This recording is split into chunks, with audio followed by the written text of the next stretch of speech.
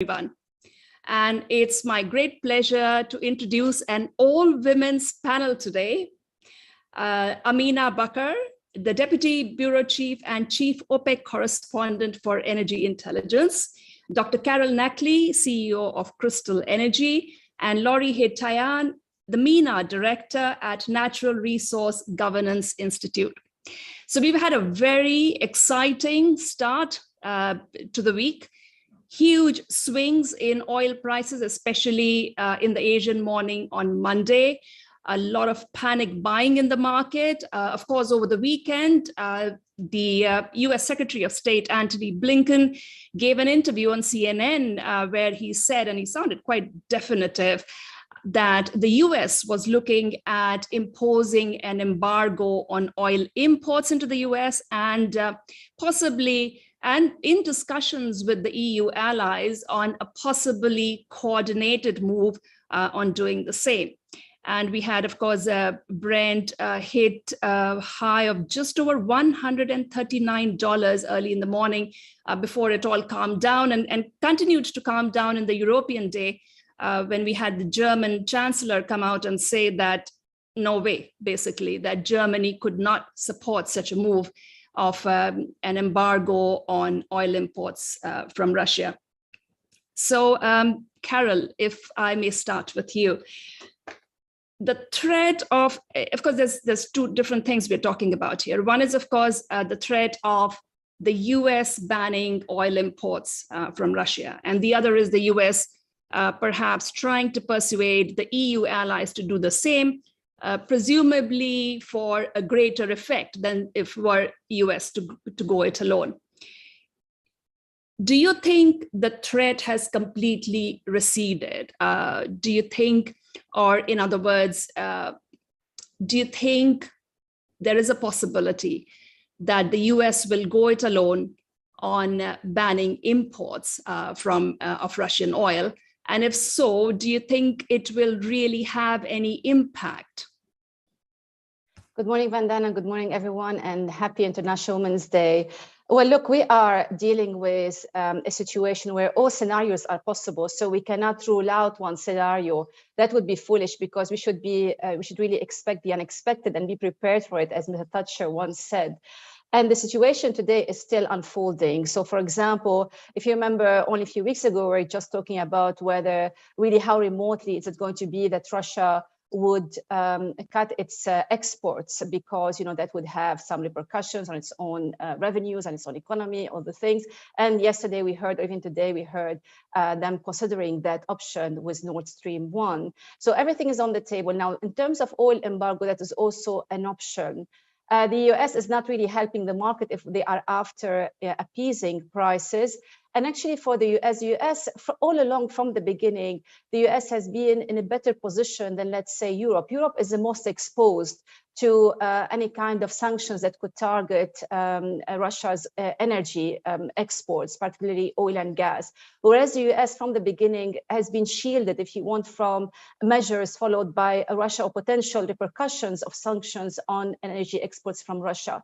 And also, if you look at the numbers in terms of oil imports from Russia, the US can afford that because it represents a very small proportion of their total imports, whereas Europe has a much bigger dependence. So we can see already the kind of contradiction or conflicting position between the US and Europe. And even Europe, we have to be careful. It is not a coherent entity, because you do have, the more you go east, the more you see greater dependence on Russia's energy exports, whereas the more you go west, for example, the UK can afford to take the US line because they are pretty shielded from the, say, Russia's exports, unlike Germany. However, again, if we saw what happened the last few weeks, remember Germany was saying things against the US, or saying, no, we're not going to do this because we don't want to harm our economy. That could well change. And anyway, I know that prices heading up can be quite frightening, but today's oil importance in the global economy, in OECD economies, is not the same as it was, for example, in the 1970s. So although it's going to sound harsh, but if there are greater political gains to be achieved from this than economic gains, I have the feeling that the OECD economies at least can afford even higher prices than we are seeing today. So you think there is still a possibility that the EU may join in such a step as well? Yes, I think we cannot rule it out. We cannot say definitely not. And again, we saw this, there has been a precedent. Look at Germany's U-turn, for example, policy in terms of sending weapons abroad, sent to Ukraine. That was a complete break away from what they have followed for years and decades. So as I said, we cannot rule out any extreme scenario, no matter how catastrophic we might think the consequences, economic consequences are going to be.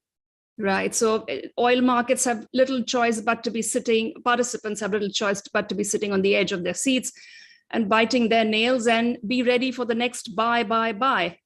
Amina, this is a question I have heard being asked quite a bit since OPEC Plus's last meeting, where, of course, as we all know, they decided to stay put with the 400,000 barrel per day target increment. And the question is this: is there absolutely anything you can think of that might prompt OPEC Plus to deviate from this roadmap and put a little bit more oil into the market? Good morning, everyone, and happy Women's Day, although it's really difficult to celebrate given the current circumstances that we're living in at the moment. Good question, and it's a question that everybody's asking. When is OPEC going to act? At the last meeting, they made it very clear that they don't, at that point in time, they didn't see any need to add supply because there was no shortage of supply, and they attributed the price increase to geopolitical tension. So the root cause really is the war that we're seeing, and extra supply into the market won't do anything. Besides, if you look at the group's spare capacity of just maybe under 2.5 million barrels a day now, adding that spare capacity in the market is unlikely to make any difference in the high prices that we see. We're dealing with a huge geopolitical premium. To calm down these prices means ending the war. So when is OPEC going to act? I think they're going to continue monitoring market fundamentals, seeing to what extent Russia's exports are hit. Is there a gap for them to fill? The group's next meeting is happening on the 31st of March. So I'm sure they're going to keep a close eye on those fundamentals. But bear in mind that they also have historically experienced that during very, very volatile periods of war and geopolitical tension, adding supply to the market really doesn't matter. Right. So personally, Amina, I've been wondering, given its shortfall since pretty much the middle of last year, at what point does OPEC Plus stop celebrating, if you will, if that's the right word, over compliance as something to be proud of, and actually start worrying about the failure, consistent failure to meet its targets? And sort of related to that, we saw a lot of analysts and market watchers say, especially after the recent meeting, that OPEC Plus has become irrelevant. Do you have any views on that sort of a criticism? I believe that their hands are tied at this moment. It's a matter of capacity, a matter of spare capacity. As I mentioned, that due to their limited spare capacity, they can't do much. And you really have two countries here that have spare capacity. It's Saudi Arabia and the UAE. So at this point in time, I would agree that, there isn't much they can do. And even if they decide to go all out and say, okay, we're going to pump at the maximum, they also risk not uniting. Having unity within this group is really important for them, and important for Saudi Arabia, and important for the UAE. Having Russia on board for long-term market management, they won't risk the unity of this group at this point. Absolutely. I agree with you. I think politically very, very sensitive indeed. Laurie, we've been talking about, the whole world has been talking about what, if any, alternatives does Europe have to Russian gas should the unthinkable happen, or even before the unthinkable happens, which is, let's say a dramatic cutoff in Russian gas supply, or a reduction in Russian gas supply to Europe. So I wanted to talk to you about the East Med gas pipeline project. Do you see the latest developments injecting any sort of additional impetus into this project? So good morning to you and to all, to all, and again, happy Women's Day from my side as well to all women in Lebanon who are really surviving and keeping their families all together and keeping the country all together, and to all women that are trying to bring peace to this crazy world. So happy Women's Day to all. East Med. So, you know, in the East Med, you have two main producers of gas, Egypt and Israel. And Egypt has two LNG terminals, and it has been using these terminals lately and expanding and sending gas to everywhere from Europe to Asia.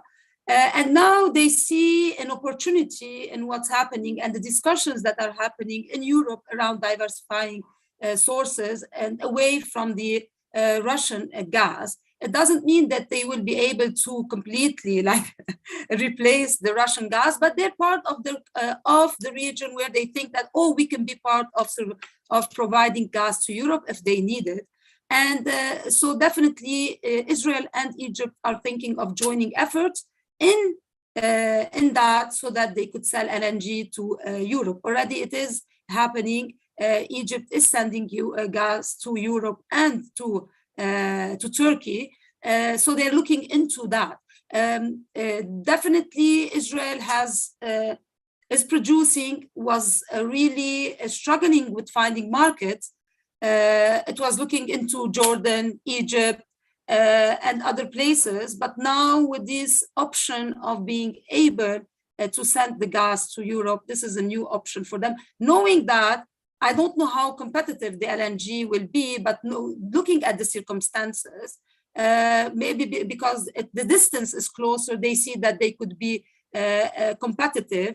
But at the same time, I think they're thinking about, should we, or is there anyone who wants to invest in the additional infrastructure? So definitely the Egyptian Minister of Energy said that if we are to expand, we need to put investment in our LNG plants so that we would be able to cater to Europe's needs if there is a need for that. At the same time, what will happen now to the East Med pipeline? As you recall, the East Med pipeline has been always on the table. We were always saying that this will not go, this will not happen because of technical and financial and matters. Even the US lately has said that we're stopping the support to the East Med pipeline because it's not a green project, let's say. Today, are they going to reconsider all of that? Definitely the countries, Egypt, Israel, are looking into that. Maybe Cyprus will be interesting now because, you know, Cyprus has discoveries, but it never went into development projects. So are they going to think of that now so that they would be the support for the EU? But again, it depends. I don't really know about the EU policies. One day they're going full green, dark green, and one day they're like, oh no, let's think about like potential gas and etc. So I don't know exactly the details of that, but I know that there is kind of an excitement in the Eastern Mediterranean that, oh, now it's our time. And don't forget that, again, Algeria is providing gas to Italy and to Spain, so through pipelines. So there are some infrastructure that exists, but will the Eastern Mediterranean and North Africa be again the ones that will help and provide gas and the potential alternative to Europe? This is what we are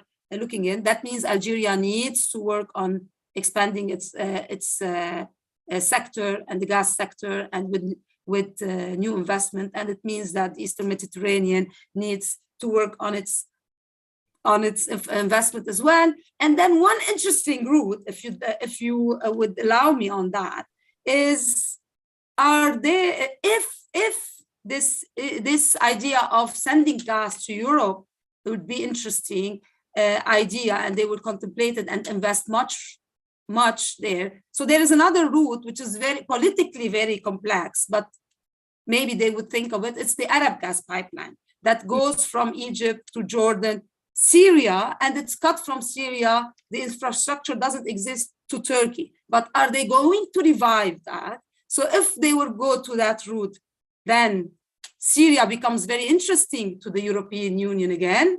But again, who's in Syria? Russia. So are they going to clash in Syria again, the EU and the US with Russia? Are we going to see another interesting phase in the Syrian politics because of that? So that is something that we are contemplating. We're putting it on the radar to see how complex situations are becoming. So geopolitics. That's my input from Beirut. It's all geopolitics, isn't it, Laurie? Carol, Laurie referenced the EU's vacillating policies, and that's a good segue into my next question for you. We had the International Energy Agency come out with a 10-point plan on reducing the EU's reliance on Russian natural gas. I believe it was published last Thursday, which attracted a lot of attention, of course. It also received considerable flack as being a bit naive, simplistic, perhaps. Yesterday, we had the European Commission come out and say that it's revising its energy strategy, and it's sort of almost ready to unveil a new plan to cut Russian gas import needs by almost 80% this year. You know, I found that a little hard to believe, but we'll see what they come out with. My question to you is, what do you think the EU can realistically achieve? Forget just 2022, but let's even talk about let's say the next few years in terms of diversifying their resources, energy resources, diversifying their gas resources, and reducing dependence on Russia. Vandana, you know, during time of crisis, we come up with some recommendations that we think as if we invented the wheel, but actually we forget that these things have been already discussed over years and decades. I remember in my former life with ENI, one of the first projects I dealt with were the planned offshore gas storage field, which was then going to be the biggest offshore gas storage in Europe. And we couldn't sell it to the government because governments, they were not interested. They said we had enough gas, there's a lot of gas out there. And then suddenly today they wake up and say, no, we need to put more gas in storage. My problem with all these recommendations, and it's not about just talking about the IEA, but other recommendations that are being given, is that, yes, they tend to be naive for the basic reason. If they were so easy, because none of them is revolutionary or none of them is really new, why they have not been applied? Why do we have to, I mean, all along for decades now, the EU had a main objective that is to reduce its reliance on Russian gas. And to be fair to the EU, they have succeeded in reducing it significantly, albeit to different degrees between different countries in the region. Now, you may ask me where the solutions might come from. It's never one solution. There is no one silver bullet that will solve the EU crisis. Otherwise, they would have implemented it. It's a combination of solutions, and it's not going to happen overnight. But I would say, forget about, of course, I mean, we're heading towards investment in more renewable energy, maybe a greater push for nuclear, but nuclear is a quite controversial topic in Europe. And we saw that when the EU announced a sustainability taxonomy and they wanted to label natural gas and nuclear as green, actually there was greater opposition to declare being labeled as green as natural gas. But yeah, it makes us really think about investment in oil and gas, because even look at the US, not just the EU, actually the US made really conflicting statements vis-a-vis oil and gas under the Biden administration. When President Biden assumed office earlier this year, last year, he just simply said they are not going to offer new oil and gas leases.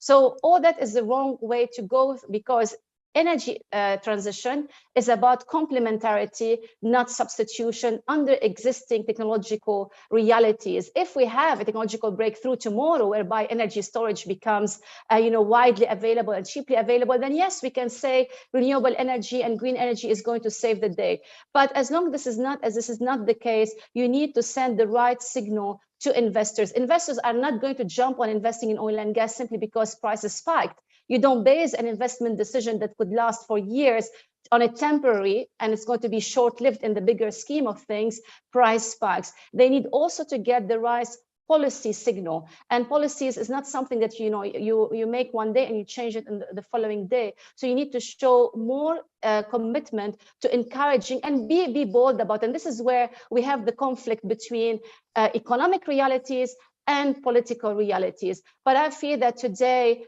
we might see greater push for investment in oil and gas than we saw perhaps before in the last few years, because we have come to this reality that you need that to support, if you want, the energy transition and avoid this kind of situations which can endanger our economies and our security of supplies, in addition to climate security.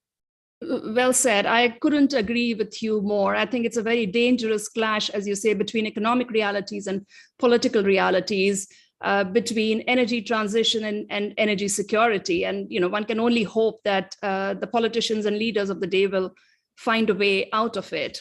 On that note, let's take a break to have the survey question and see what our audience thinks of it today. Will the US proceed with an embargo on import of Russian oil? So I sort of set aside EU there because I guess personal bias, I didn't think that they would go ahead. Carol disagrees, but do we think the US will proceed with an embargo on import of Russian oil? Yes, no, or maybe?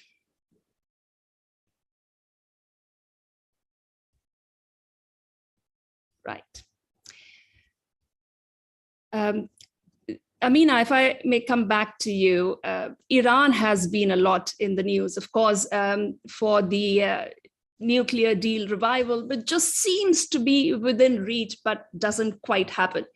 Now, we've also seen, but don't worry, I'm not going to ask you to say when you think the deal will happen. I guess it's just impossible to guess. But let's talk about if the deal does happen, what kind of change we could see in terms of market supply. So we've all seen consensus figure of about 1.3 million barrels per day of additional Iranian crude that could come back into the market if all the US sanctions are lifted in one go.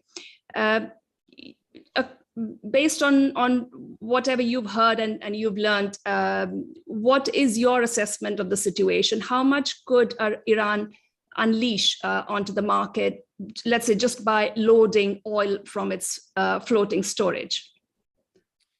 Thanks for the question. Yeah, it's really important and something that we're all watching now. I mean, it's a way to ease supply back into the market is to sign a deal with Iran. And recently I spoke to officials who are attending the gas forum in Qatar, and their assessment is that current production is around 2.5 million barrels. They said that they could reach 4 in 3 months' time. I think that's a little bit optimistic, but they do have that ambition to revive their production as fast as possible. But in the meantime, while they're doing that, which might take longer, of course, to reach the 4 million barrel mark, they have a lot of floating storage, maybe 60 million barrels of floating storage, which they are ready to unleash into the market. But one point the official said to me in Qatar is that we need to find buyers for this oil. We need to secure these buyers and make sure that all payments are cleared. I mean, that also takes a little bit of time from them.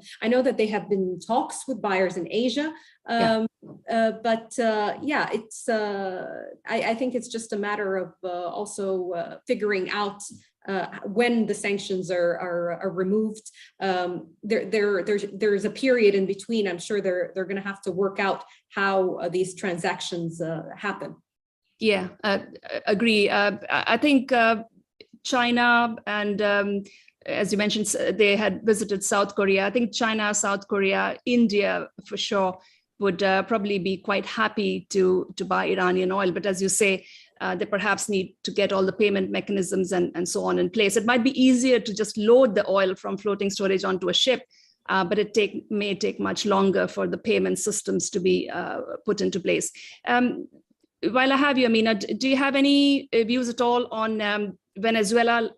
Personally, I don't think sanctions are about to be lifted, but if they are, how much oil do you think Venezuela could add to the market? I'm not covering Venezuela very closely, so I would want to avoid answering questions about their production.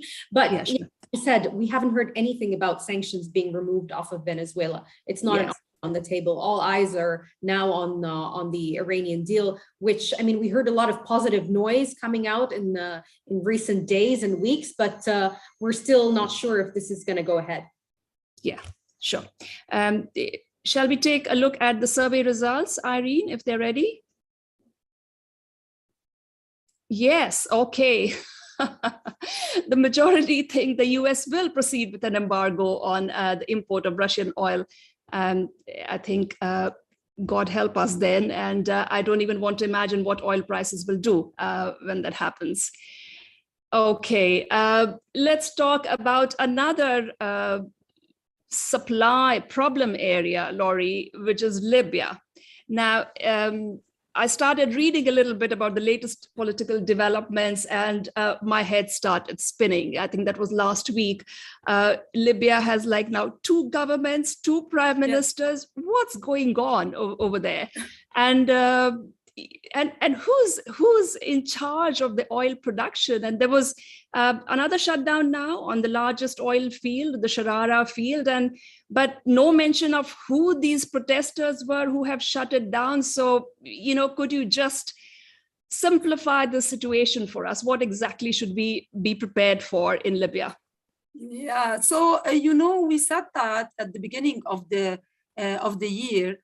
That we should be really, even before the beginning of the year, well, in December, I remember I was on the show, maybe in November, we were saying that be aware of what might happen in Libya. This was before like this whole Ukraine-Russia thing taking over the news, definitely.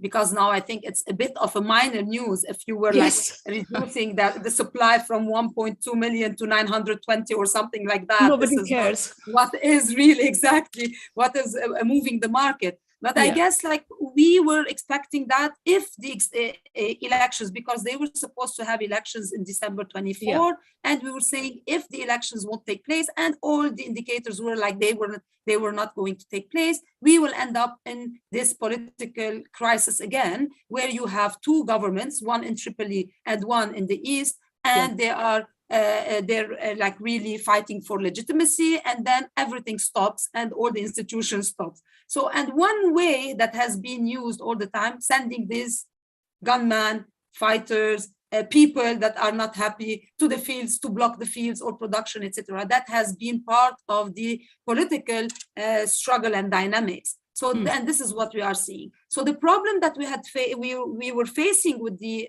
government before that was this new tension between the NOC chairman and the Minister of Oil, because the NOC was always the one-man show, doing everything like from regulation to even like working as a company, producing, developing, etc. But at the same time playing the role of the regulator, the ministry. So there was this clash between the NOC and the Minister of Energy or the Minister of Oil, and there were some issues on that were blocking the work. Today, so you have all this new tension of having two political entities or 2 governments and the NOC in the middle. But we will see disruptions.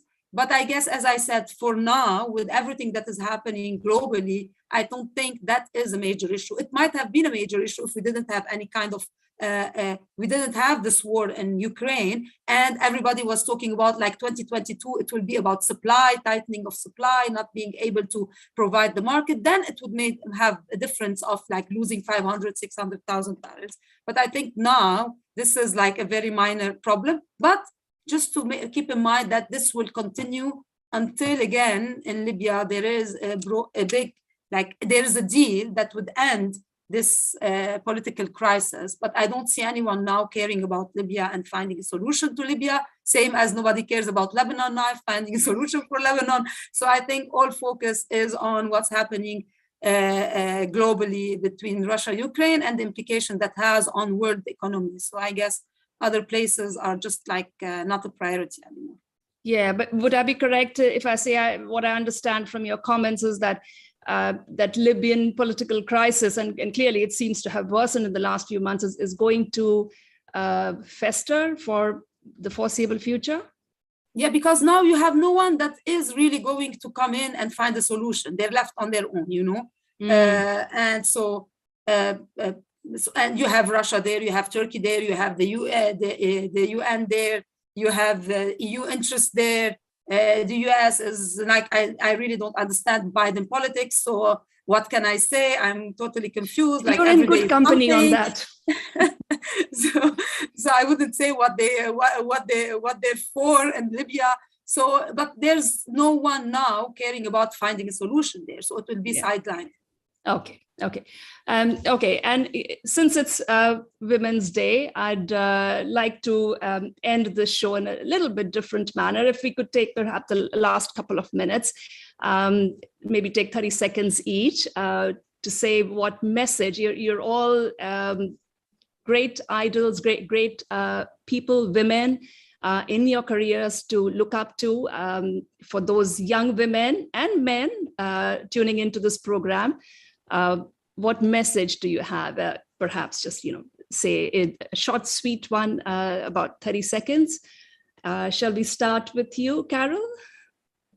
I was hoping you'd start with Amina, so I think about it. But look, I mean, as a woman who has been in this industry, in this sector for almost 23 years, I never understood why, for example, the energy industry is male-dominated. Nothing prohibited having women being at the senior levels. And even today, when we talk about encouraging more women entering this sector, just look at the top levels and you can see how shameful that contribution is. So I really hope that what's happening in the energy industry today, in the energy sector, will encourage greater women participation because after all, it's not anymore about physical strength or your gender. If you have the right skills for it, no matter what your gender is, just go for it.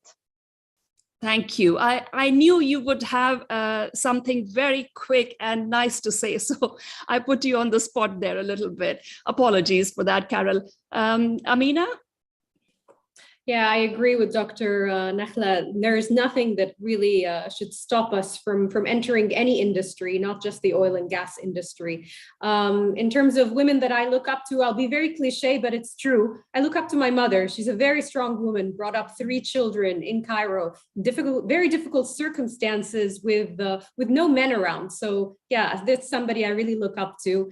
And as a last message, I really hope to end this war, not that just the Ukraine-Russia war, but the war in Yemen, in the war elsewhere around the world. So I really hope that they find some kind of political solution to end the suffering and the humanitarian crisis that we're seeing. Agreed. Nicely put. I second that too. Laurie? Yes, so I agree with what Dr. Nakhla said and Amina has said. And what would I say to young women? It's like to follow their dreams, no matter what that dream is, and they're capable of that. So follow your heart, follow your dreams. And definitely now with everything that is happening around the world, so more women to take the lead. Yeah, you see, approved by the line. So more women to take the lead in their countries to really bring peace to this world. As I said at the beginning, definitely one issue that we always see that women play an important role in their countries. And then, for instance, we see now in Ukraine, women are really fighting, resisting, etc. So it's important for them to be on the table when there is a peace negotiation and not to left out of the table and to create peace. So peace be upon us all, and happy Women's Day to all. Yeah, and I'm just looking at the chat room. Thank you. Andy, he says, I second everything you all have said. I'll just close with saying, I think we are in a great era of women's empowerment. I think we should make the most of it. Know your mind. This is what I tell all young women. Know what you want, know your mind, and go for it. Determination is it just clears all the hurdles. And with that, thank you very, very much, Carol, Amina, and Laurie, and thank you to all our viewers as well. We'll close here. Bye-bye. Thank you. Bye-bye. Bye-bye. Thank you very much. Bye.